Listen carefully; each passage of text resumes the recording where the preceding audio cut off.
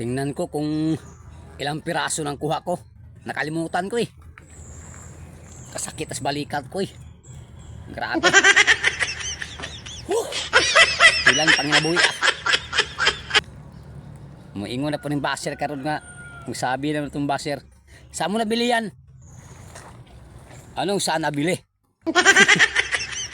Nakita mo yan? Dito na nga sa Bakhawan, ay alangan man bilihin ko ang alimango sa palengke.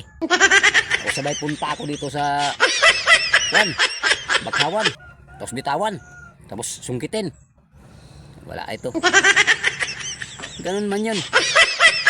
Saan mo nabili yan? Anong saan nabili? Kung bilihin ko man sa palengke, lutuin ko na lang. Bili pa. Akala mo kung grabe ka, mura lang bilhin. Ang isang piraso, alam mo ba? Ang isang piraso sa palengke.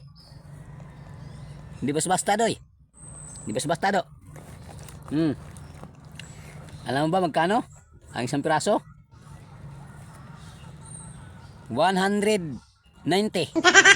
Isang piraso maliit. Oh. Ganun. Hindi ko na alam kung ilang piraso ito nakuha ko. Uy. Ilan ba ito? Hirap ako dito ah. Oh. 1 kilo. Oh. Okay kayo. O lame kayo. Magsabi naman siya, grabe kalinis yung ano mo. Alimango mo. Ayan oh. Lalagyan ko. Grabe kalinis. Oh, grabe kalinis may alimango mo. Oh. Ito 2 piraso ito, tagi 1 kilo. Ito green man ito, bulik man ito. Ito, may pulahan din dito na 1 kilo rin. Oh, aray. May isang pulahan nito na 1 kilo rin. O ito. Para hindi kayo magsabi na hindi totoo. Baka magsabi kayo hindi totoo, yan oh. Oh, pulahan oh, 1 kilo.